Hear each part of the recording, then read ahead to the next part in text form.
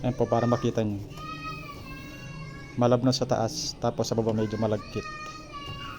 Depende po sa ano nyo kung gaano ka hard yung gusto nyo pagka-mix.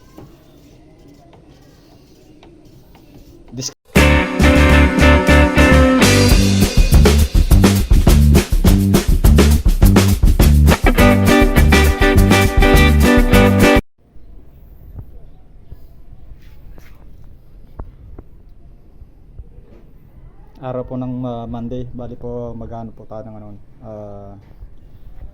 mag-epoxy primer po tayo ng mga tubular. Gamit po ang Alpha Strong Top and Durable. Shout out, baka naman. Ito po yung niya, catalyst po. Ito lang po yung yung lacquer thinner.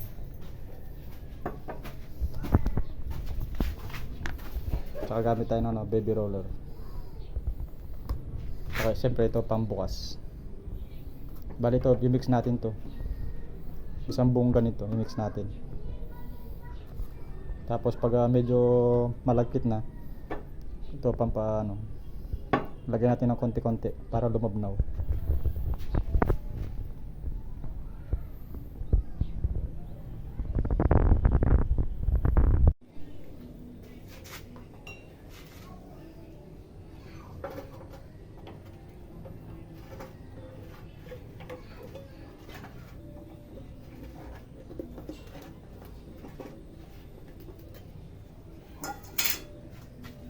Ito guys, ito po yung catalyst nya.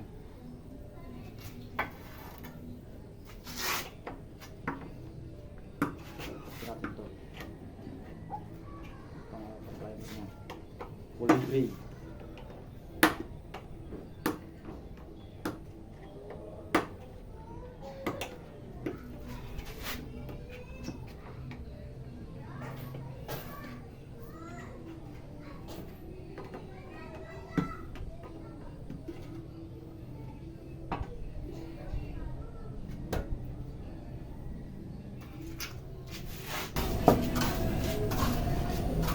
Yung guys, ito yung nasa loob niya. Kailangan muna natin i-mix to. Mix natin maigi para maano yung nasa baba. Mix natin maigi to bago natin i-mix tong yung catalyst. Depende po sa nyo kung anong gusto niyo pag-mix dito. Normal po rito isang galon, isang ganito, buo rito. Depende po sa inyo sa nang gusto nyo pagka-mix.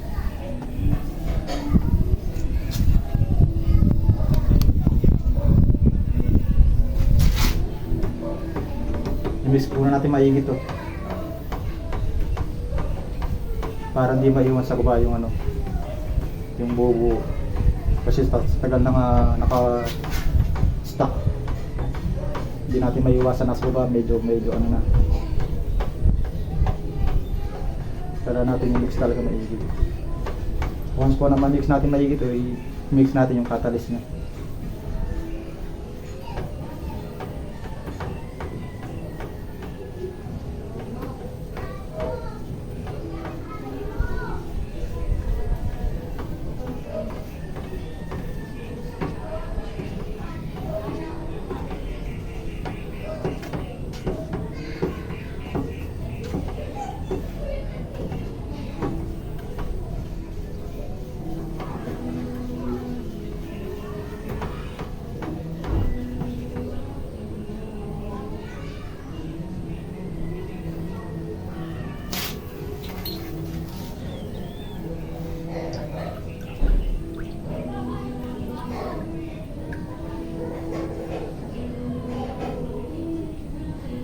Ito guys, tira lang namin to.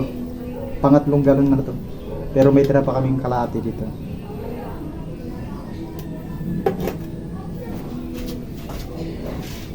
Ito yung bagong bili. Buo pa. Tapos i-mix natin to.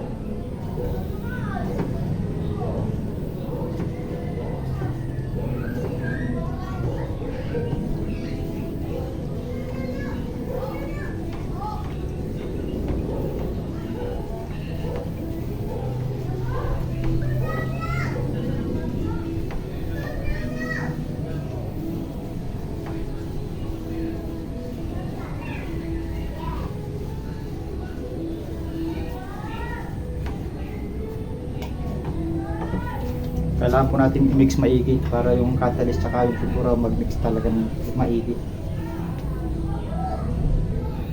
Kasi dito sa taas malabnaw pero sa baba medyo malagkit.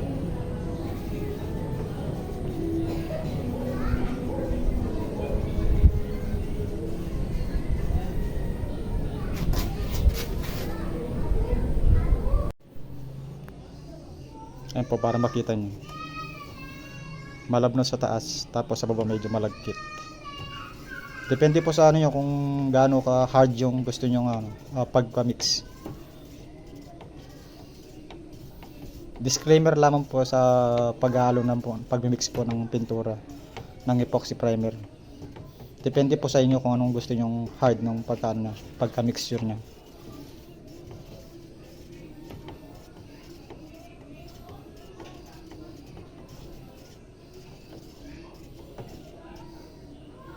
Ngayon po medyo ang tawag dito, hindi pa siya masyado malabnaw. Kailangan pa lang i-mix natin, continue pa natin to yung pag-mix.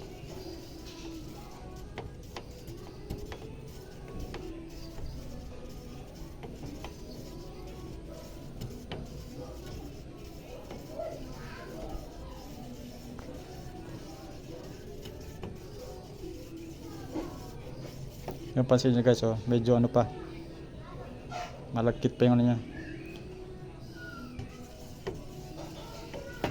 Ito mag-add po tayo ng ano to, itong lacquer thinner para umano siya, umano yung pagkapintura niya, yung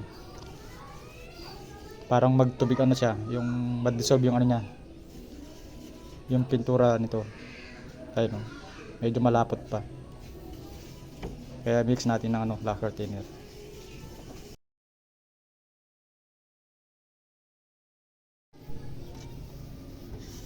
So ayan guys, medyo malapot pa rin. Kaya lagyan natin ng ano, lacquer thinner. Yan. Pero depende po sa inyo para hindi na po masyadong marami yung pagka-mix nito yung lacquer. Para di masyadong manipis pag pinahid dun sa bakal. Depende rin po sa sa gusto niyo mix talaga. Gusto niyo lapot o malabnaw. Pero ako muna, hindi ko muna lalagyan kasi umuulan na naman, maambon na naman to. Ayan, pin-repair ko yung 5 bakal na yun para pinturahan, ngaso nga lang umambon naman. Ay buhay nga naman talaga panahon. Hindi ko mapipinturahan para hindi na siya masyadong sa loob. Gagawin ito guys, tatakpan ko muna. Pag umaraw na, doon ko na lang pagpapatuloy yung pagpipintura nito. So guys, kung nagustuhan ng aking video, paki-like, share, and comment.